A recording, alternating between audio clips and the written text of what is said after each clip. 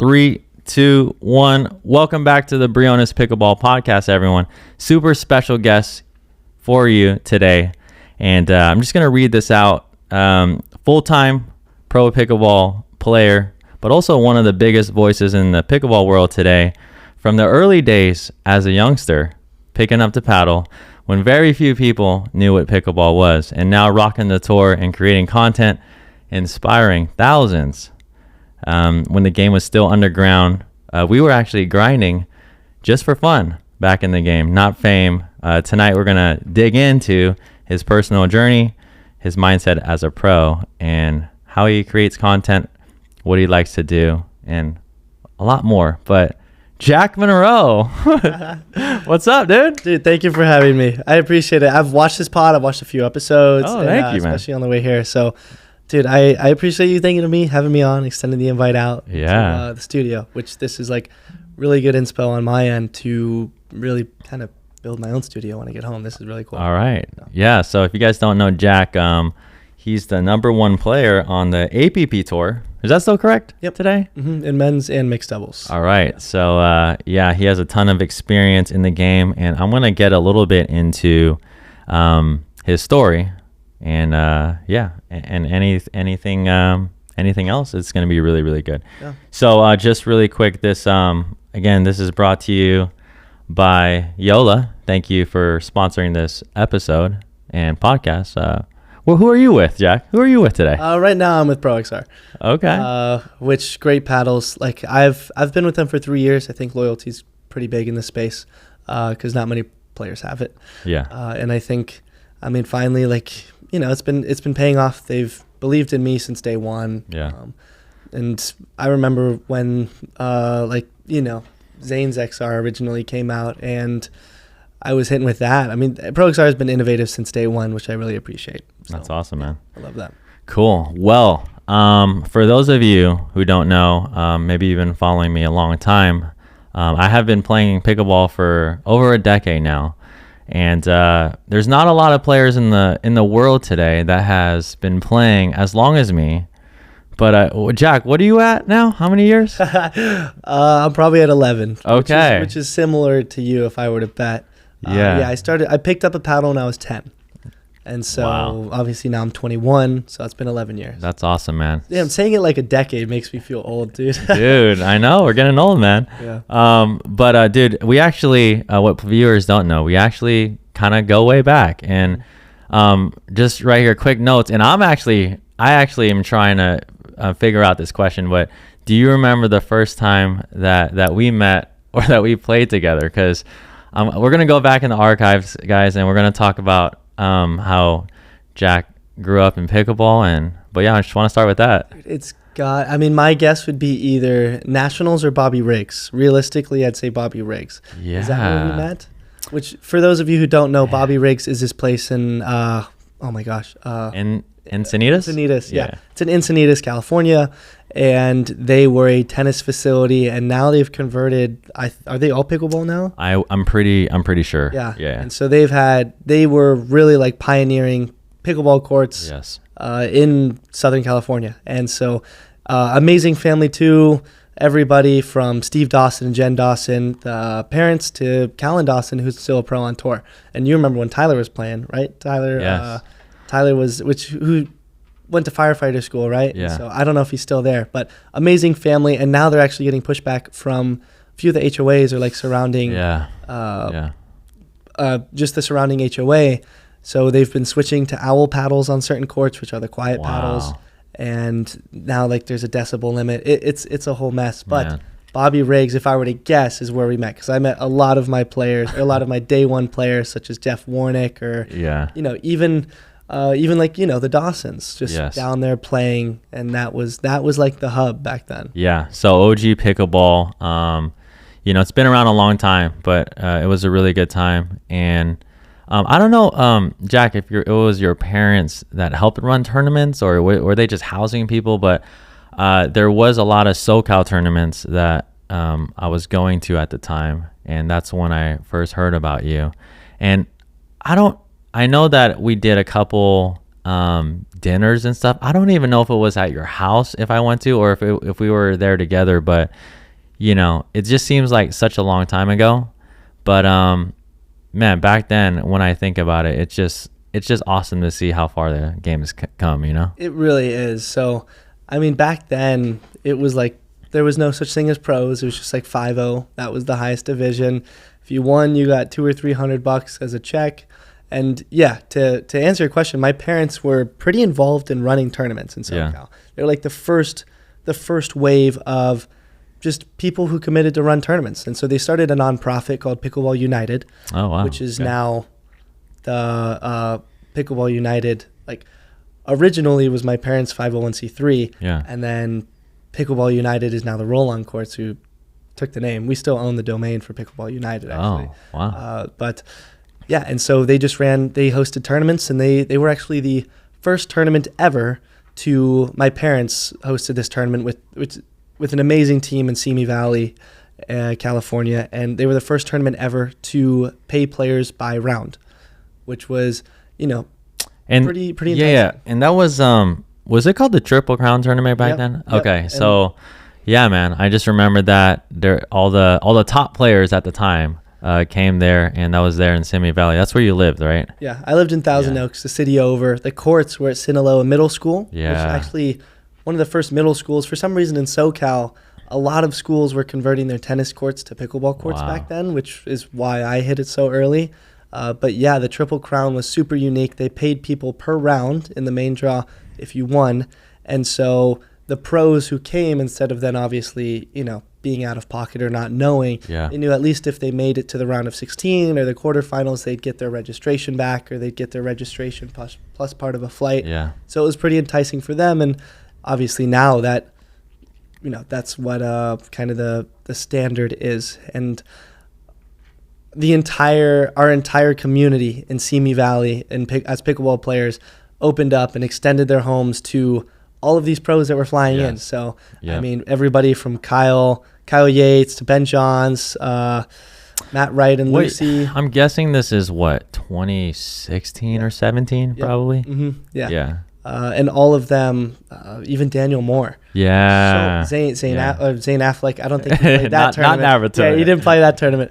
But even I remember when Colin Johns and Deckel Barr were starting out. And that was like one of the first tournaments that they played. Yeah. And so everybody just invited them into their homes, take the guest bed, take the couch, whatever. So it was a crazy experience for me at 10, 11 years old to wake up and you go, this couch has Colin and Ben sleeping on it. Oh my gosh, Deckel bars on the floor and a blow-up mattress. So they did stay at your house then? Yeah. Wow. Oh yeah. We had at least like 5. And then obviously we had like backyard cookouts like after the tournament. So it was such a tight-knit community. And I have videos I'd love to show you and like pop it up on the screen if I could. You should post some, man. We used to have like a fold-out ping pong table and then a basketball hoop in the backyard. And so I remember somebody took a video. My grandpa took a video because he stayed with us, and it was like the day one OG Avengers. It was Daniel Moore, Kyle Yates, Brian Ashworth, Colin Johns, Ben Johns.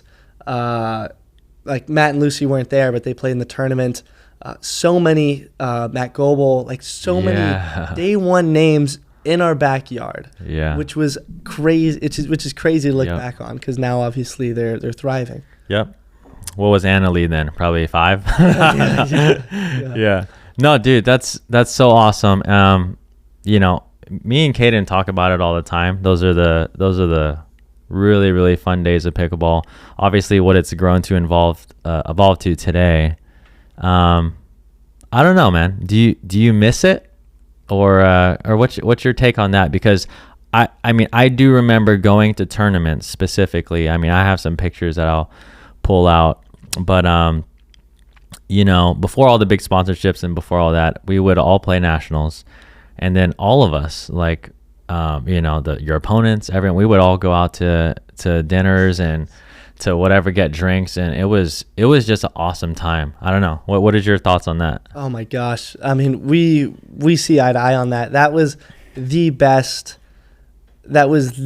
thing to grow up with, at least in my eyes, because I matured faster and I understood like these friends, this my community is also my family. Like these people we competed with on the court, and then 2 hours later after the tournament ends, we'd all go out to eat together. We'd all go out to a bar and just, get a table like with 20 chairs, and would all go eat and just have a blast and just talk trash and have fun. Yeah. And that is what pickleball is kind of missing now. Obviously it's more pro, but the biggest thing I've seen now is pickleball is much more cliquey compared to back then. What do you think that is? Because I remember being involved, and even me as a player, as I was learning the game, all the top players would hang out. I would be over there too. Why can't that happen today? What do you think? Is it too big, or do you think it's actually players' attitudes, or they're too busy, or what do you think it is, man? I'd say a combination of more money, therefore more seriousness, and then there's just an attitude that comes with being a pro pickleball player that wasn't there back then.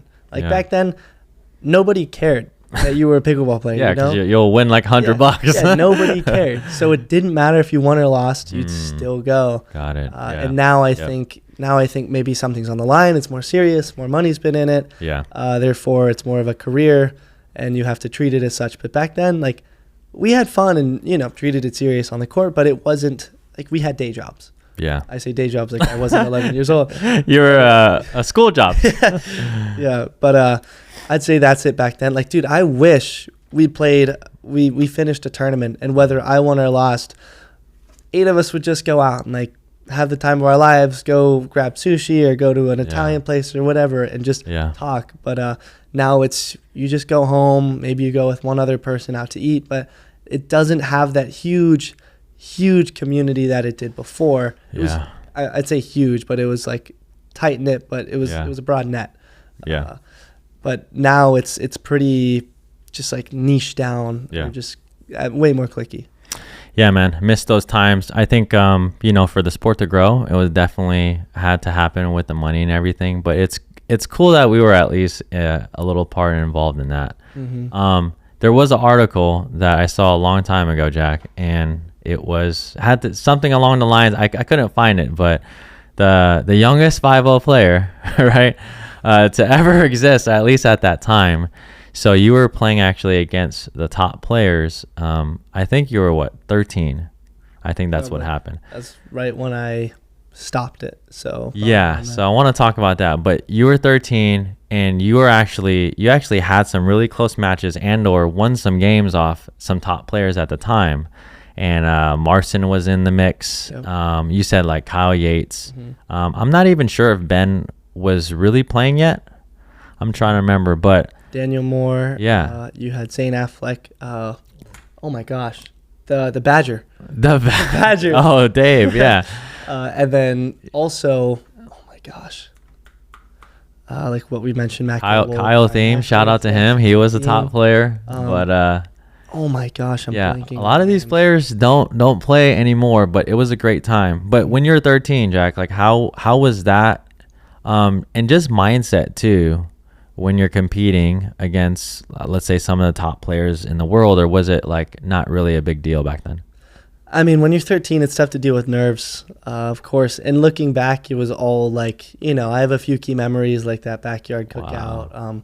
But it was more so just a fun weekend activity for me. It wasn't wow, you can get a $50,000 paddle endorsement if you beat the best in this tournament. Because not even the best players were getting that. So it was more so, it was scary to play against them, even when, we're friends. But the biggest impact it had on me was I matured much faster. Because now, I'd spend my entire weekend being the youngest person in mm-hmm. every single circle by 10 years at least. So that's why people today say I'm an old soul, or that's why people say I'm so mature or whatever, is because growing up, I was always the 13-year-old when there were 22 or 25-year-olds or even more. Yeah. So that's the impact it had on me. Back then, dealing with pressure, I remember a few moments where I was scared. Mm-hmm. finals of junior nationals or something, like I'm playing Will Sobek, and it's singles, mixed, men's, then I'd always play Will Sobek. And so like a few like pressure moments there, but now looking back, it's like I just wish there was that little pressure. Now obviously there's something on the line. Back then you'd play and sure you'd get a medal and hold a flag, but now you actually now it's more than that. Yeah, stay tuned. We're going to talk more about mindset towards the end of this podcast. But I do want to really jump to, because I don't know, at least from my eyes and from my perspective, Jack, I saw you involved a lot. And then for those of you who were playing back then, and then you kind of did disappear. Yeah.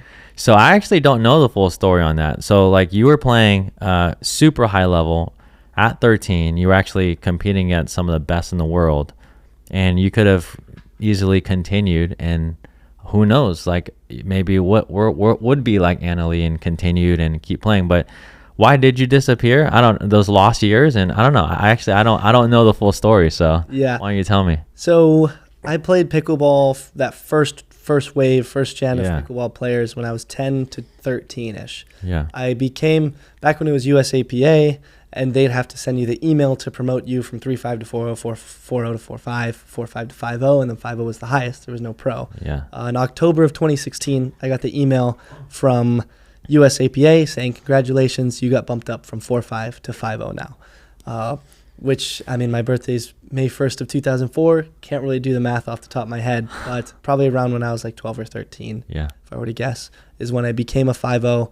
And then as soon as high school hit, much different commitments compared to middle school. Middle school, I was doing independent study for my sport, which is what gave me time to travel or play pickleball on a day-to-day basis instead of doing PE. But through high school, I committed to high school basketball.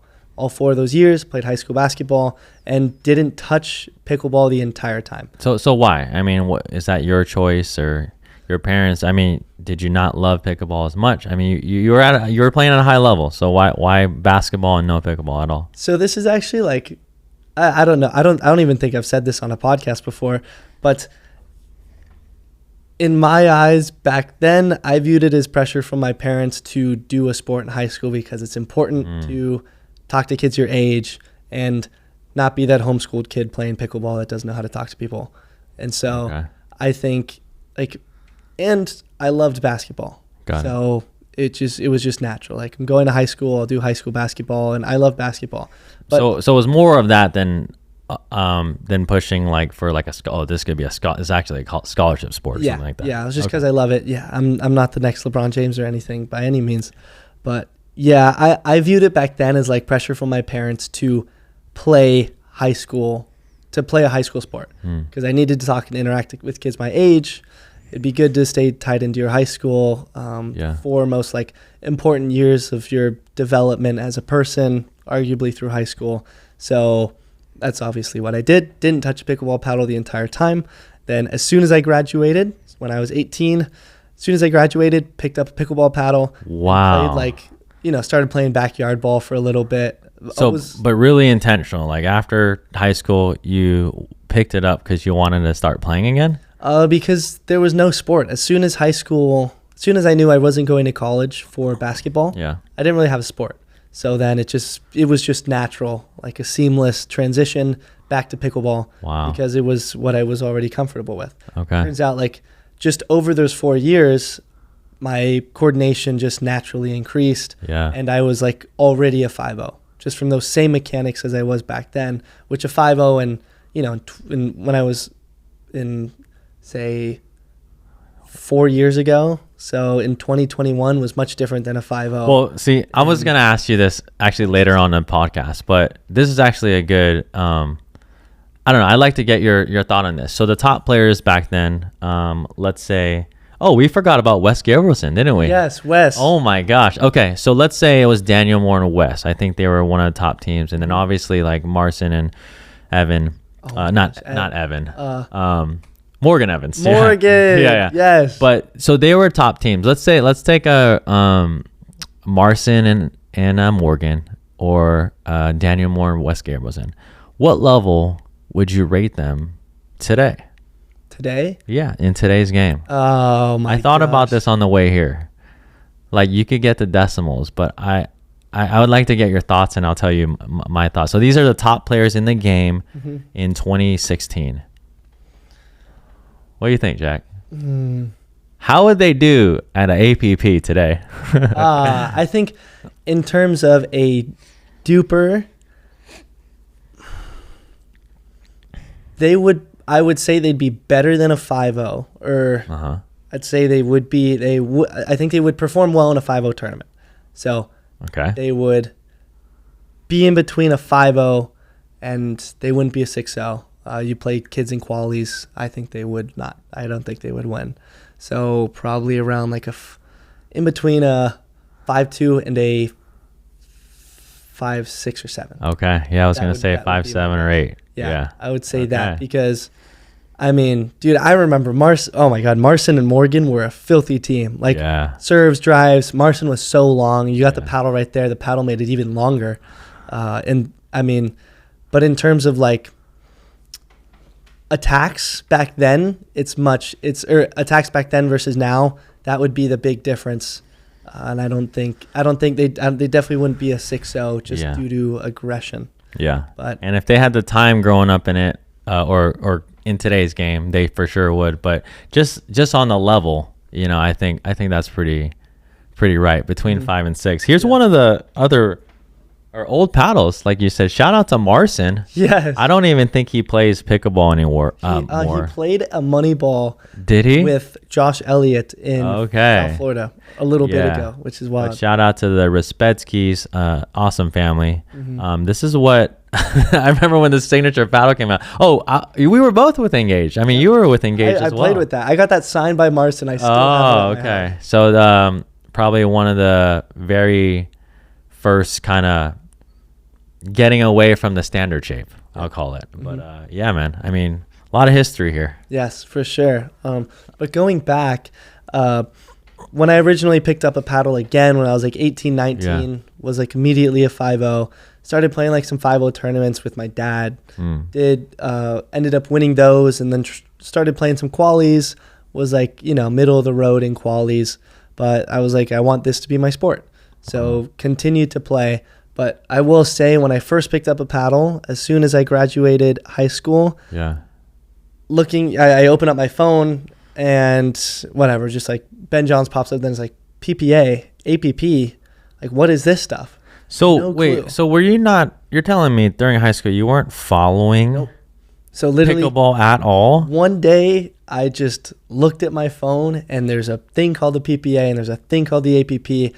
And all these new names. I didn't know who Zane was, Jay DeVilliers. And you're talking about your parents wouldn't even tell you anything either, or did they stop following pickleball as well? Well, they like casually played, I believe, but they were never like they didn't follow it as enough to know what the tours were doing. Oh my gosh! All of that, I open it up and I'm like, who's Zane? Who's Jay? Who's Patrick Smith? And who's all these guys? Yeah. And where's Daniel Moore? Or like all these questions, and so. It turns out that was what provided like my first sight of true legitimacy in the sport. Wow. Was seeing that there were actual tours. And then, digging further, it turns out there's actually like pros that do this full time. And that wasn't my push to do it, but that was like something that I dealt with the first 6 months, to be quite honestly, maybe even up to a year of first picking up a pickleball paddle again. Was like, I'm so pissed at my parents for not keeping me on this path through high school. Oh, really? Because I was frustrated because I was like, what could have been? Yeah. Like, look at Anna Lee, look at Will Sobeck, look at Jack Foster, look at Ben Johns. I mean, these kids stuck with it the entire time while I was in high school, just messing around, putting up threes. So you have a little bit of regret then? I did. And back then, I always told my parents, like, look at these guys. They're traveling, they're doing this, and they're doing all this, succeeding, making all this money. They're so much better than me, and I'm over here who I loved my high school basketball, but like I could have been doing more. Yeah. Like, why didn't you, or why'd you like kind of push me away from that path? And so that's something that I don't often tell my parents because it's not fair of them. I think what they did was the right thing in the long term, like zooming out in the broader scale. I think it was like, it's where I met my friends, now my day one friends, learned how to, deal with all the high school things that apply to life. But obviously over time you learn not to compare yourself, kind of like the power of hindsight.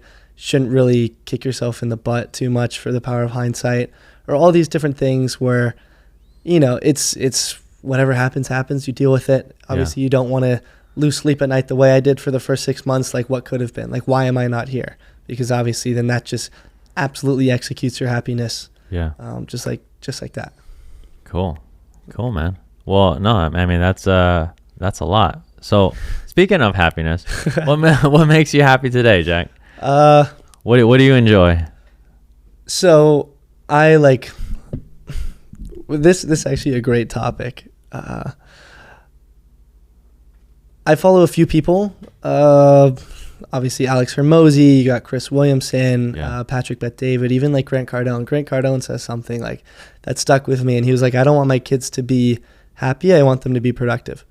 So that's kind of what I focus on, and that's something that's like completely changed my life, is instead of just focusing on being happy, just focusing on being productive. And I think maybe it's different guy and girl, maybe it's different if you have different goals, but whenever I've tried to be as productive as possible, yes, I feel exhausted. Yes, I feel like I worked hard, and sometimes you often overwork, as you know, but I feel happy just through that. Yeah. It's kind of like instead of me just focusing on being happy, just through sheer osmosis, being productive leads to that. Yeah, that's good, man. That's awesome. So in terms of like what makes me happy, it's a lot of pickleball stuff and specific content. I really, really love content, whether it's short form or long form. I absolutely love the process. I'm in love with like finding ways to streamline or organize or make it better and just constantly adjust, or, like how to set up a great studio the way that you have. And then on the pro side of things, watching film, trying to, in the long term, like figure out the best way to start an academy or coach kids or like coach other people or do film analysis for others. Like I love that stuff. I eat, sleep and breathe pickleball. Yeah. And it's weird because that has like prevented me from burnout. I say it a lot, but doing content and finding ways to make pickleball fun, therefore being on the court longer technically, has helped me not burn out as fast as if I was just all in on the pro side. Awesome. Cool, man. No, it's really good stuff.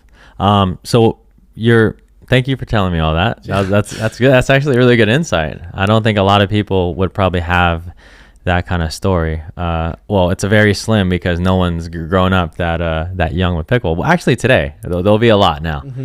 Maybe players could look back, but so you're number one at APP, and you've been for a while.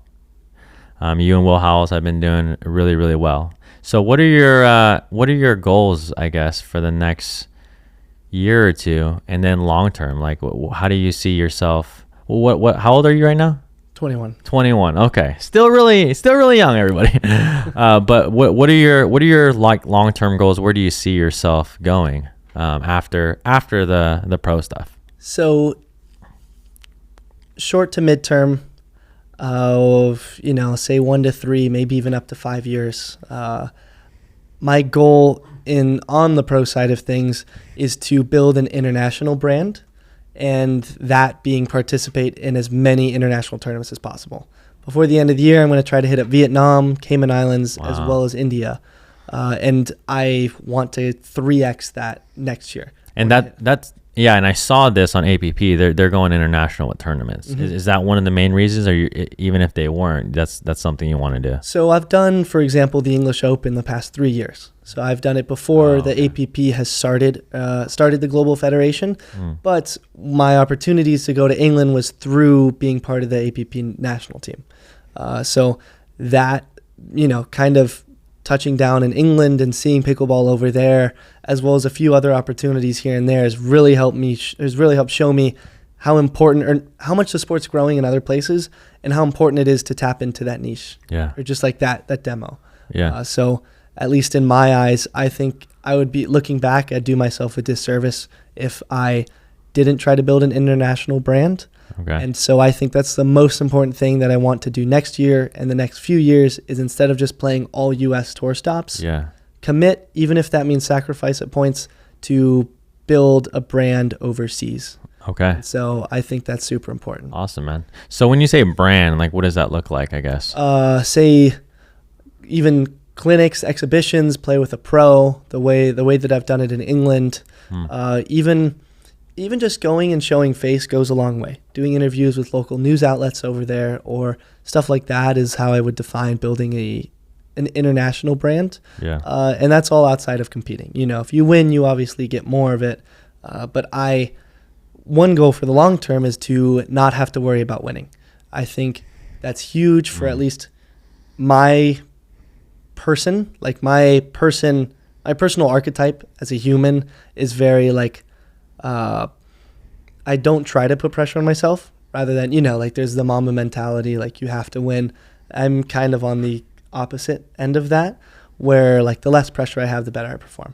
And I've learned that as soon as I did well at APP New York 2 years ago, when I was supposed to play with Andre Daescu, he dropped out 2 days before. That was going to be my best tournament. Pressure was so high. Expectations were so high. Ended up playing with Mario Barrientos. Never played with him before. Ended up beating every team there and took home my first gold. Wow. And so that was like a huge turning point in my career. Not only my first breakout, but also showed me that I perform better with no pressure. Yeah. And I think you have to do a deep dive into yourself, whether you're that mama mentality, I need to win, I can't lose, or if you're kind of this type of person the way I am, where the less pressure, the better.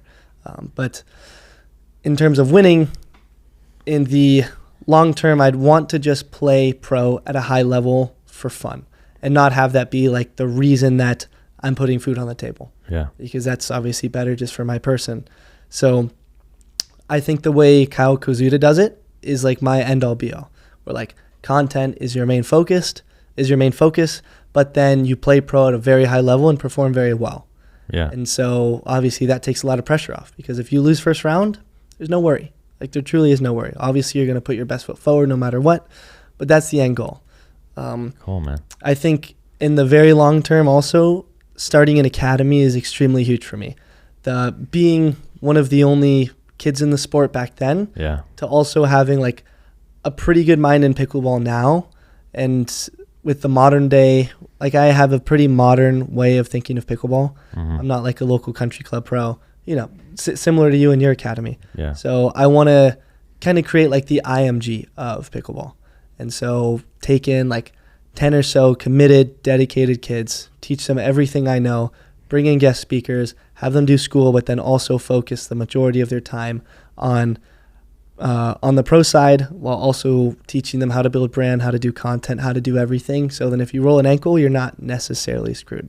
Yeah. Wow, man. That's really cool, dude. That's a lot. You have a lot of years ahead of you to get all that done. So that's awesome, dude. I also got to graduate college. Okay. What are you taking online like right now or what? Yeah. I'm technically a senior at UT. Just like wiggling my way through that. Okay. That's been like miserable. It's been so miserable. Oh, man. Like, we're doing it for the parents, everybody. Yeah. But obviously now like there's no animosity. But I do believe it's important. Plus I'm like 3 classes. I'm 3 courses. Oh, yeah. So it's annoying. It's really annoying. Yeah, no, that's awesome, dude. Okay. Yeah, we talked about that. All right. So Jack, just for a lot of our viewers, they play pickleball. Obviously, there's a lot of fans of you and a lot of fans of the other pros, but also, they're trying to improve their game. So you talked about, I'm sure you've done a good amount of teaching. You talked about academy stuff and things like that. What are the three biggest things you see on the court below 5-0 and that you think that players should know, or something that is a misconception that would really help them? Shoot. For 90 go ahead. For 90% of your shots, what you should maximize for is consistency. Even if you're hitting a speed up, make 80% of your speed ups. I'd say that's like the most important thing. Too many people maximize for spin or power or other things outside of consistency, which is kind of overlapping to control. I'd say that's like the most important. I really like that. You know the stats between most points not even lasting 4 shots. Yep. And so you make 2 shots 90% of the time. Just naturally, you make your opponent hit one more ball. Yeah. They get scared of your presence. They're on their back foot, or they're just they're confused in whether they should speed up or dink. Just put the ball back over. And that's something that I do, that I've like strived to do. That's why the only downfall of it is like you don't really get the credit, you know? So like as a right side player, the left side guy is typically who gets all the credit, especially on the pro side. Yeah. So when your goal is to just make balls, obviously you don't get credit when you guys win. But you kind of have to put your ego to the side, and that's just what's going to help your team win. And this is a team sport. Yeah. I don't know, man. I think that, well, you as a lefty, I would say as a right side guy, or just a right side player, that definitely has a different look in 2 righties. But a lefty or righty, I don't know. I think it could be a little different. Yeah. But no, I really like that. So you said maximize, for those of you listening and watching, maximize for consistency. Now, what I strive to do and teach players, like obviously spin, power, placement, all those things are really important. But I guess you're saying like consistency comes first, but as you're like raising all those kinds of other qualities of your shots up, then you would want to just making sure that's at the top. Is that what you mean? Yeah. 100%. Okay. All right. What would be the second one? Shoot, I had 2, but I lost them. I think if you're striving to improve your game fast, if you're like 4 or 5 plus and you truly want to go further in this game, you, once again, maximize to be a right side player. You build your game around being a right side player, because that's going to give you much more opportunities than being a left side player. Now, I know this isn't for the typical amateur, because amateurs, they don't really care. Yeah. But that's something that's really helped me on the pro side compared to being a left side player. Yeah. Now, going back to the amateur side of things, another one, if we're maximizing for consistency, then therefore, quite honestly, the less variables, the better. So when you're hitting a drop, you don't want to shimmy your shoulders. You don't want to flick your wrist excessively. You don't want to turn your arm in a weird way. You're maximizing for consistency. So that means hinge your wrist, move with your arm, and have the less variables, the better. So that's pretty important, as you can see with cup dinks or anything like that. Even when you're being aggressive with rolls, the inconsistency comes when you're still hitting with too many variables. Like if you see when I roll my drop, it's still very compact. I'm in the right place before the ball bounces, so I'm not on my back foot, and there's still there's not more variables than what's needed. And I think a lot of people forget about that, even when hitting counters, like why jump? Like, why not just slide, or stuff like that. Yeah. I think the less variables, the better, because we're maximizing for consistency. Even with the speed up. All you need for a speed up is like a very compact wrist movement. You don't need anything else. It's like the more advanced you get, sure, you can shimmy, but think about being compact and removing variables. Okay, I really like that, dude. All right. One thing in your game currently, Jack, that you are actively working on or adding to your game today? On the pro side, it's less so specific shots, more so specific patterns. At least in my mind. Maybe other pros are still like working on their flick. But on my side of things, because all of my patterns are cross court, I typically end up just hitting more backhands than forehands naturally. As I see, the more I play mixed, the more forehands I get. Also, the bigger I get naturally on the right side, then I will begin using my forehand more. In specific, taking forehands out of the air and knowing when and where to hit that speed up based off of where the ball is and where my opponent is sitting. That's a big one. So I've been drilling that a lot. If I get a middle, basically just closing off middle in a way, because if a lefty reaches in with their forehand in the middle, you're scared to go middle. So utilizing that middle with my forehand And then also, now that I've switched to a foam paddle, it's so much easier to hit roll volleys. I didn't know that Pro XR had foam now. Yeah. Okay. Yeah, now the new ones do. For like the past 2 months or so, obviously the Jolt does too. But a shot that I've been working on are just like soft roll volleys cross court. Yeah. Without giving away too much on to other pros. I think that's something that I've been working on that I think will pay off. I just need it, so in case people are clogging middle so much, because I only have like those shots, then I can at least poke them wide. Yeah. Nice, dude. Awesome, man. Okay, so transitioning real quick. How you doing? You right? You good? You hydrated? I'm chilling.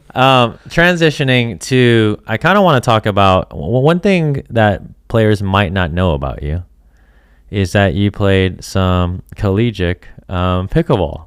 And I believe, is this true that you won the national championship, right? Yep. Longhorn Pickleball are the 2025 Collegiate National Champions. All right. Shout out to the Longhorns. But just quickly tell me about that. And how does that even work in the college space? And where do you see college pickleball going in the future?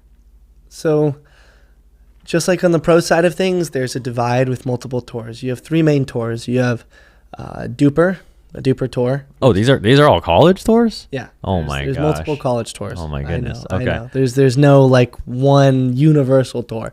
You have Duper, who Longhorn Pickleball won the Duper Collegiate National Champions or Championships in 2025. That's probably the biggest one. And so they hosted it last year in Peachtree, Georgia at the Lifetime. And that was the biggest one in terms of prize money. I think they had like $60,000 in prize money to give away. Wow. And it was super legit. I like really, really good collegiate scene. All the colleges competed there. Amazing. Second one, APP. APP's done a really good job taking care of the teams that participate, whether that be with giving them hotel rooms or just, trying to help them out, making them get there by any means necessary. And then also running pretty smooth tournaments, getting referees. Like, big thing that I really admired about that APP collegiate tournament was that there were referees reffing every single match. Something Duper didn't have that is tough, because when there's money on the line and when there's college kids, they're going to hook. They're going to hook you, and they're going to continue to hook you, and then just look and be like, what? Like, or double down or whatever. Wow. Refs help a lot with that. So APP did a good job with that. Okay. Also gave away $50,000 last year at the Nationals. And then the third one, kind of like the dark horse, is NCPA. They're an independent, tried to get gobbled up by the tours, but I whether just couldn't or remained separate, who knows, but they're also doing it. But the main how it works is you play a regional. There's like 13 or 14 regionals: Texas regional, Georgia regional, Florida regional, California regional. Your college drives or flies to one of those regionals, plays them, top 2 teams, top 4 teams, get a bid to nationals. Nationals is typically a draw of 64 or 32 maybe, draw of 64 with a few buys. And then if you got a bid, then you go compete nationals. Congratulations. That's like the stage that you're playing in. Okay. So, well, let me ask you this. It might be, you might be the one to ask, but how far are we from actual collegiate, like maybe scholarships or something like that? So we have 2 colleges that offer collegiate scholarships. They're not full ride crazy. Yet. Yeah, I think it's Drury and Utah Tech, I believe, at least last time. But I don't think we're far off from scholarships, but I do think we're far off from getting in the NCAA. I think it's like, what comes first, the Olympics or NCAA? That's a toss-up. And arguably, I'd say the Olympics first, because the NCAA is super strict. They're kind of stubborn. And at least just talking to my college, I can't even get Longhorn Pickleball to be a school-sponsored org. Wow. So it's extremely tough. At least at UT, it's been extremely tough. Other colleges, Tech or A&M, have had an easier time doing it. Now they have courts on campus. Longhorn Pickleball does not have that. So it's I think NCAA is going to be very far away, but I mean, scholarships could happen next year. Yeah. Wow. That's good, dude. That's good. Yeah. I'm excited to see that. All right. So before we wrap up, Jack, I really appreciate your time. And we'll get into some fun questions, but I want to go back to the mindset, because you've been at the top of the game at APP for a couple years now. You talked about not putting a lot of pressure on yourself. And I think one of the things that most players do is put pressure on themselves, right? So, I mean, it's really tough, honestly. It doesn't matter if you're playing for, you're playing for a PPA gold or you're playing for nationals 3-5, 50 plus. I mean, that's one of the things we naturally do. So what are some tips that you have mentality wise for just players really trying to better their mental game? Because, at the end of the day, mechanics, positioning, footwork, all that's super important. But when it comes to executing, like, the mental game can make or break your play. So I don't know. What tips do you have? Oh, that's a good one. And with all the advice I give, I'm always like, shoot, I should sell a course. But then I'm like, no, content shouldn't be sold. I think a few things that have helped me: one, self-reflection, figure out your personal archetype. What type of person are you? Do you thrive under pressure? Do you thrive smack talking? Do you thrive being quiet? Are you stoic? What type of person are you? Do you complain about your partner? Do you always say it's your partner's fault? Do you always put the pressure on yourself or say it's your fault that you lost? Figuring out all of those things will help you learn about yourself more, which I think is step one. Once you figure that out, one thing that's really helped me with performing well and also taking pressure off is the idea of you learn more when you lose. So if you learn more when you lose, then therefore you should maximize for losing, to be quite honest. Yeah. So when you win, you just celebrate, you walk off the court. Congratulations, you're flying home happy. Yeah. But when you lose, you're thinking about it, you're learning, you're developing. Everything is just in a constant state of improvement when you lose. Yeah. So then why not lose more? Like, winners lose more than losers do, which I think is so true. Like, I've lost. Winners lose more than losers do. I had to think about that one. Okay. Yeah. So, like, unless you're winning everything. Yes, but right? Keep in mind, like, even take, for example, like me, I've lost one men's doubles match this entire year. Since I've gone a year, ever since last nationals, which was in November, I believe, I've lost one men's doubles match, not just on the APP, also including the independents such as nationals, US Open, collegiate tournaments, international stuff such as the English Open or anything like that. I haven't lost any men's doubles match except one, which is the longest consecutive win streak in APP history in men's doubles. Yeah. And I still believe I've lost more than a lot of these players on tour. The first 2 years, I was in Qualies literally eating dirt, like showing up on Wednesday to play on Wednesday. Don't know if you're going to book your flight for Thursday or for Saturday because you don't know whether you're going to make Qualies.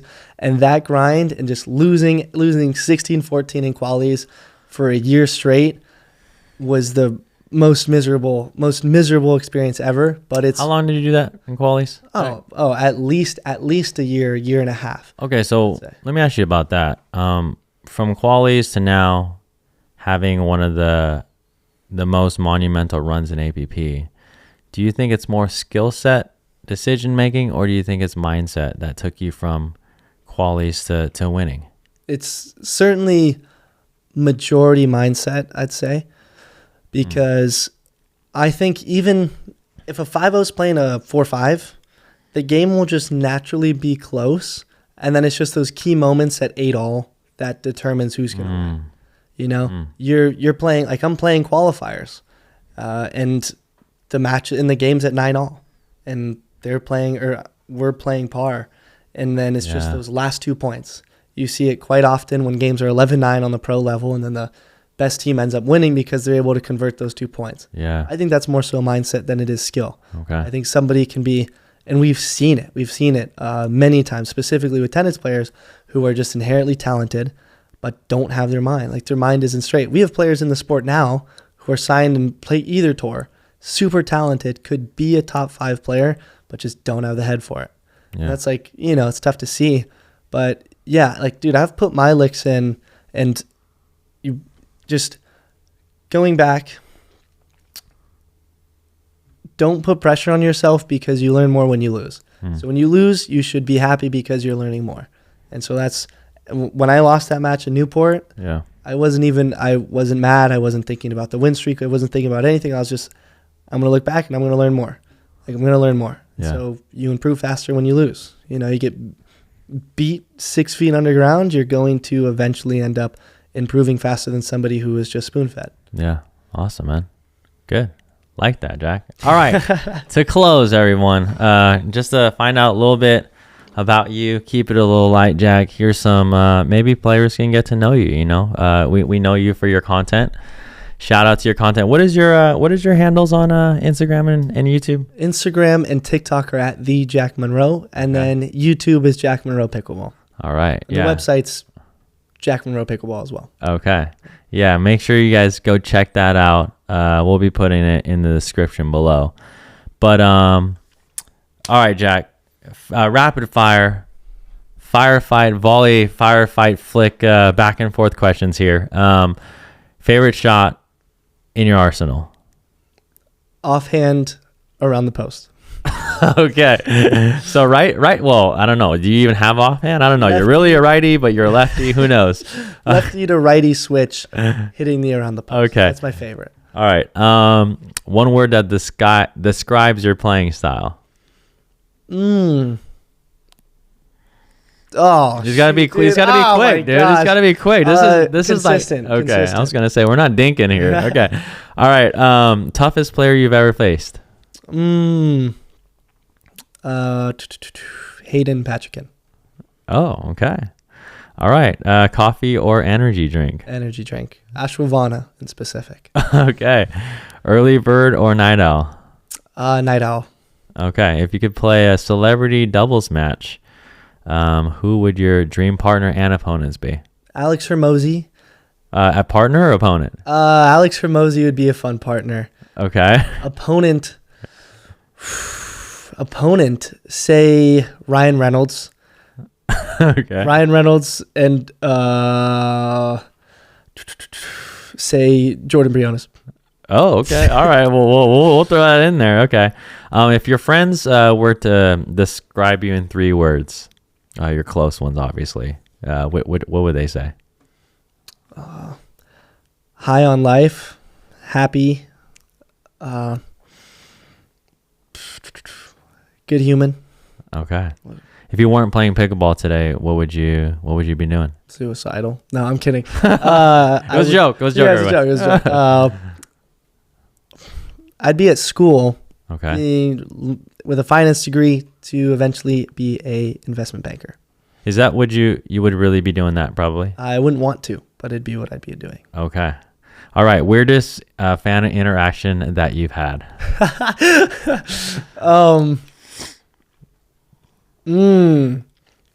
I've had a lot. Really? Yeah. Weird ones or just a lot of interactions? I've had some weird ones. Really? Okay. Maybe top 2 then. Maybe we could do that. I'd say one of them is just like people asking for like hats or like sweaty sweatbands or stuff like that. Really? Right after I've played, and I'm like, do I give it to you or no? Like I don't know. Because it's a little nasty. Yeah, it's a little nasty. But then I go back and look at tennis, and then the people take off sweatbands, toss it out, or like Kobe takes off his arm sleeve, throws it out. I'm like, okay. Okay. Oh, that was it. That was the one. Okay. I was like, sorry. I didn't know you ended that. All right. Okay. All right. Favorite pickleball memory. Now, Jack, I know you've had a lot. But let's end on a good one. And this is not a one word. Maybe this is a story or something like that. We should do story time with Jordan Briones and Jack Munro. Yeah, that's what we should do. Yeah. One of my favorite memories that like truly forged me into the person that I am was court hopping with the juniors at nationals back in the day. I remember doing that with everybody, dude. Yes. So like Kyle would take part, or like even Ben would take part. Yeah. Okay, court hopping. You know, actually, a lot of people don't even know what that is. Wild. So let's just give a little preface of what court hopping is, and hopefully it still exists today because I don't play a lot of tournaments anymore. Yeah. Go ahead, Yeah. go ahead, Jack. So court hopping is when a tournament is still taking place, and say you're out or you're not playing. You just hop from open court to open court before a referee gets to that match, in between the overlap of the game finishing and then a new game and then a new match getting put on.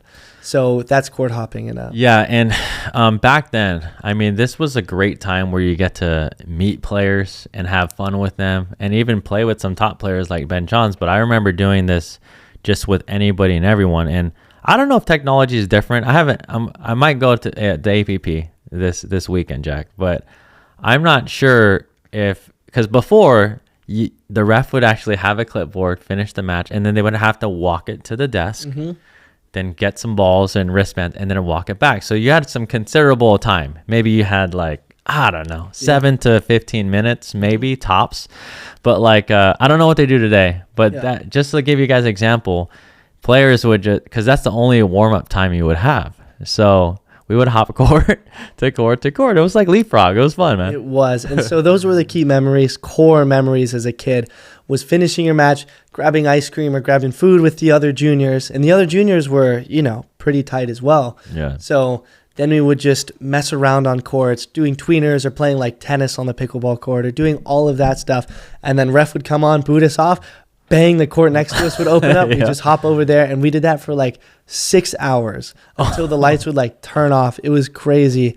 And so those are some of the core memories that I remember as a pickleball player. So even at APP tournaments now, I'm looking at these kids court hopping, and I'm like, dude, that was me. Awesome, man. Cool. Dude, that's awesome. Good memories, Jack. Thanks, man. Thanks for coming on. If you guys watch this already, you'll probably have seen Jack playing in the APP, probably in the gold medal match. Dude, I hope. There's no pressure. No pressure, but he's here for the APP Mesa. I appreciate him coming by. I don't know, anything you want to mention as we close? Speaking of that, plan for the worst, hope for the best. Okay. So in terms of performance, I think that's like a good way of wrapping it up. All right. Yeah. Okay, you heard it here, folks. Make sure you go follow Jack on his socials. Thanks for watching this episode, and we'll see you next one.